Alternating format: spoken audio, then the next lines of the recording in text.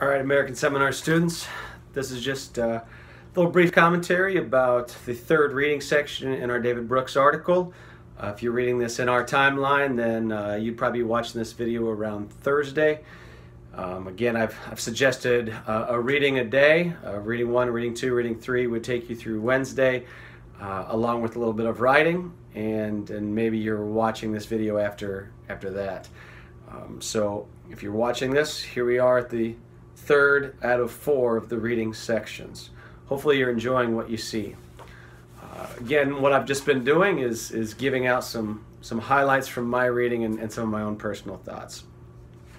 From reading 3, which starts at part 2, where the new heading is, one of the first things that I see is the idea that you become kin through shared life experience. Kinship is something that was a lot different for a lot of people over a long period of time. It's not necessarily family. I like the quote about, if 2 people survived a dangerous trial at sea, then they became kin. This really highlights why it's so important to have life experiences, to not just be a spectator in life, but to show up and do things, to agree to be a part of stuff. That's the only way to get shared life experience, and you don't know who's going to become kin to you until you decide to have some of those life experiences. You can't control what family are in your life, but you can control the opportunities you give yourself to have new kin, to meet people and have shared experiences. Sometimes surviving a dangerous trial at sea in a canoe, sometimes that's the shared experience you had no idea you would have, but would tie you to somebody forever and give you that extended family in your life. Secondly, I think this article highlights the hassle of shared cooperation in groups and that it can be worth it. Shared cooperation, choosing to cooperate to be a part of something bigger, is a pain. It is a hassle. We've all been around people in groups that we didn't like being around. We've been on teams that we didn't enjoy being on. Cooperation is a hassle. It involves giving up some of yourself. This article is suggesting that that's the cost. That's the cost to eventually finding a team that works, and sometimes unexpectedly so. You're not going to know what situation is going to be perfect for you. Sometimes you just have to say yes to being a part of something bigger. I wanted to read a quote on page 65 that I really liked and thought was thought-provoking anyway. You look on page, it's probably not page 65 on yours, but it's a couple paragraphs down in our reading.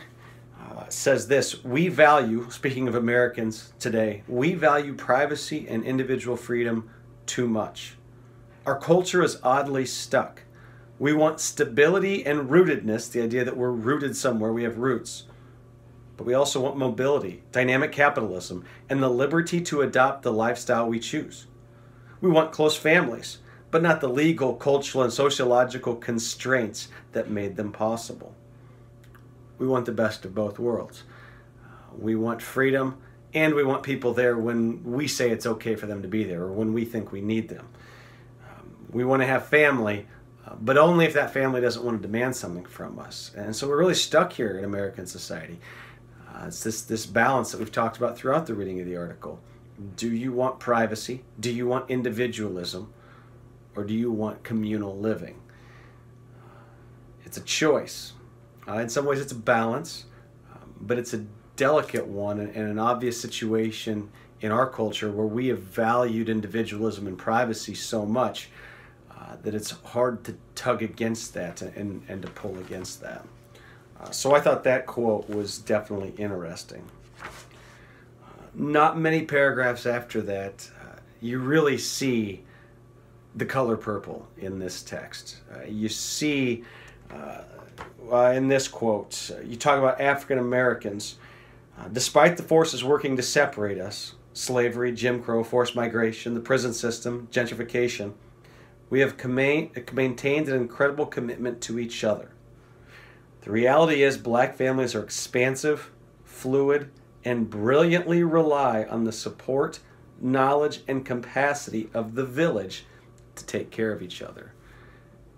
One of the themes we would have discussed after our final reading of Color Purple is about family and how fluid family is in this text, and how it means all of them together. And it seems like no matter whose kids they are, Harpo or Sophia or Mary Agnes, they're all sharing this experience of raising them. This whole group, this challenged and wounded and group of very flawed people, all end up together at the end. And you see the reliance on each other that Alice Walker was really trying to get through in The Color Purple. You see that theme show up inside of this article. When David Brooks started writing about cohabitation, the co-housing projects, what that really reminded me of was two things. One of them was college life, dorm life, dorm living, or even just living somewhere on campus where there's thousands of people your age. It's a great time to be influenced by people you never thought you'd be influenced by. The other time in my life that reminded me of, and some of you have heard me talk about this before, is the year I worked a summer camp out in western Pennsylvania, and we had camp counselors, in their 20s from all over the world there. I was just in contact with a couple of them this week. Somebody I knew 20 years ago, and the only experience we have is 3 months of living and working at this camp. But we exchanged happy birthday greetings. We chatted a little bit. He's in Australia. I'm here in the U.S. But we're both trying to raise our kids in the era of quarantine right now, and just the shared experience, the co-housing that we experienced, it built this extended family situation for us, where even now, 20 years later, we have somewhat regular contact, and we want to know how each other are doing. So the co-housing, that just reminded me of those two things. That would be my own personal connection to what I'm reading. The last point I wanted to point out, or at least ask you to think about, was the idea of chosen families. The article writes about that towards the end of your reading today, the families that you choose. And obviously, sometimes you don't get to choose who's in this chosen kin, but sometimes you do. And right now you have probably chosen some kinship, some extended family situations that have nothing to do with blood. And I just think it's worth thinking about who is in your chosen family right now, and why did you choose them to be in your family, and why is it worth it to you? So why did you choose who you chose? Why are they worth the hassle?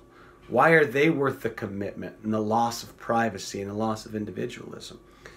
What makes you make the choices you made? And maybe also in your current chosen family, who is a surprise? Who did you never think would be there? You wouldn't have originally picked, but because of shared life experience, is there. I think it's a great road map for you and for everyone to know how you've become who you are, and even where you're going, to answer questions like that. Why have you chosen this kin in your life right now? So that's just some extra thoughts about the reading. I hope that it's proved beneficial for you.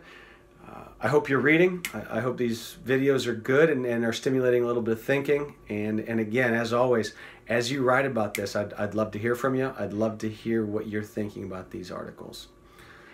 We'll see you again for part 4.